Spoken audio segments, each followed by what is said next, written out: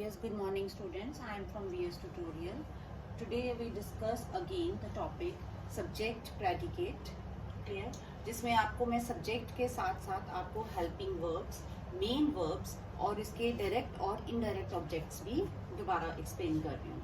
ठीक है, देखो first हमने पढ़ा था कि what is subject and what is predicate. तो subject is either it is noun or it is a noun. So this is your he is your subject. Clear? And a remaining sentence is your predicate. ठीक है, अब जैसे देखो हमने ये पढ़ा है कि जो फर्स्ट सेंटेंस जो नाउन है या प्रोनाउंस है this is considered as a subject और बाकी रिमेनिंग सेंटेंस होता है प्रेडिकेट. जो प्रेडिकेट होता है that is becomes with a verb plus object.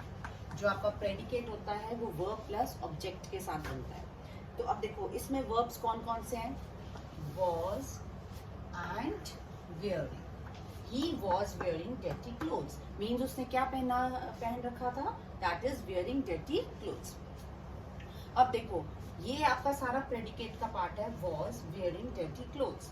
अब हमारा क्या है? ये दो आगे हैं verbs. ठीक है, was and wearing. This is your verb and remaining is your object. ठीक है, अब इसमें देखो was is your helping verb. देखो helping verb क्या करता है? helping verb से हमें टाइम को रिप्रेजेंट करता है. जैसे कि जो वर्क है वो किस टाइम पे हुआ, either it is present, either it is in past or is in the future. कि जो काम हुआ है वो पास्ट में हुआ, प्रेजेंट में हुआ, फ्यूचर में हुआ है. जो वर्ब हुआ है, जो एक्शन हुआ है वो किस टाइम पर हुआ है. तो हेल्पिंग वर्ब मेन फंक्शन यही को डिफाइन करता है. Next is wearing.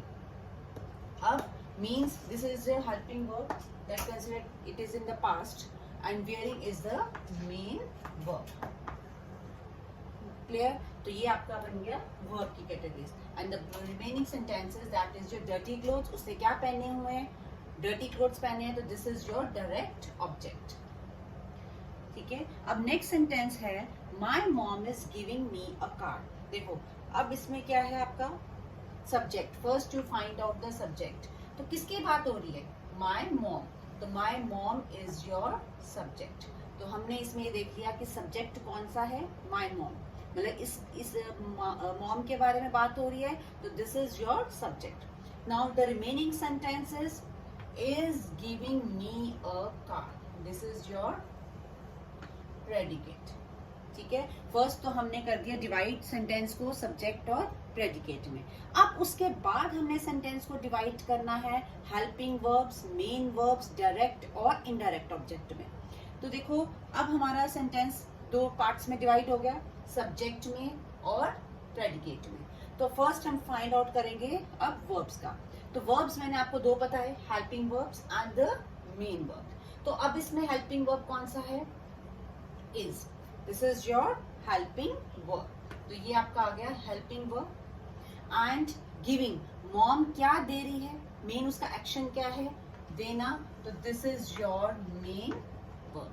तो अब आपको क्लियर हो गया कि हेल्पिंग वर्ब क्या होती है? जो वर्ड्स आपको टाइम को डिफाइन वो करते हैं. जैसे आपका प्रेजेंट में हुआ, पास्ट में हुआ, फ्यूचर में हुआ. जैसे is, am, are, has, have, had, was, were, will, shall, must, can. These all are the helping verbs. And giving is the main verb. अब देखो my mom. अब my mom ने क्या दिया? कार दी. तो this is your direct object. अब किसको दी? मी को दी, मतलब मुझे दी. तो this is your indirect object. मैंने लास्ट वीडियो में आपको डायरेक्ट और इनडायरेक्ट ऑब्जेक्ट का भी एक्सप्लेन किया था, तो चाहे आप उस वीडियो में भी एक बार देख सकते हैं. तो अब माई mom is giving me a card. देखो अब किसी भी टाइम पे आपको इस तरह के सेंटेंसेस आए कि find out the helping verbs, direct object, indirect object. तो आपने क्या करना है? First you divide the sentence. आपने सेंटेंस को सब्जेक्ट और प्रेडिकेट में डिवाइड करना है. जब आपने सब्जेक्ट और प्रेडिकेट को डिवाइड किया, then you find out the helping verbs and the main verb. अब हेल्पिंग वर्ब में मैंने लास्ट वीडियोस में भी सारे वर्ड्स को बताया था कि कौन कौन से होते हैं हमारे हेल्पिंग वर्ब्स, तो आप उस वीडियो में भी देख सकते हैं. Helping verbs, then you find out the main verb कि जो नाउन है, जो सब्जेक्ट है, वो क्या काम कर रहा है, तो this is the main verb. अब वो कब कर रहा है वो आपको हेल्पिंग वर्ब बताता है। देन यू फाइंड आउट, अब आपने हेल्पिंग वर्ब्स और वर्ब्स को फाइंड आउट कर लिया, then you find out the direct object and indirect object. हर सेंटेंस में दोनों ऑब्जेक्ट्स नहीं होते हैं, इट इज नॉट पॉसिबल। कई बार होते भी हैं, नहीं भी हो सकते। तो ये नहीं है कि अगर नहीं प्रेजेंट है, जैसे फर्स्ट सेंटेंस में आपका इनडायरेक्ट ऑब्जेक्ट नहीं था, तो आपने जबरदस्ती उसमें नहीं निकालना है कि अब इसमें क्या होगा। जिस सेंटेंस में डायरेक्ट ऑब्जेक्ट और इनडायरेक्ट ऑब्जेक्ट दिया होगा, आपने उसी में ही फाइंड आउट करना है। तो अब नेक्स्ट सब्जेक्ट एग्जांपल में मेरे पास डायरेक्ट ऑब्जेक्ट भी था और इनडायरेक्ट ऑब्जेक्ट भी था। जैसे my mom is giving me a card, तो my mom is a subject. मैंने सेंटेंस को क्या किया, दो पार्ट्स में डिवाइड कर दिया, सब्जेक्ट में भी और प्रेडिकेट में भी। अब मैंने उसके बाद हेल्पिंग वर्ब्स और मेन वर्ब को फाइंड आउट किया कि अब हेल्पिंग वर्ब्स कौन से हैं और मेन वर्ब्स कौन से हैं। उसके बाद अब माय मॉम, अब माय मॉम ने क्या चीज मुझे दी, दैट इज अ कार, तो this is your direct object, ठीक है, जिसका मेन सब्जेक्ट के साथ लिंक था। अब कार दी, बट किसको दी, ठीक है, तो बाय हुम, टू हुम, किसको दिया आपने, तो दिस इज मी, मुझे दी गई, तो this is your indirect object. Like, share and subscribe this channel. Thank you.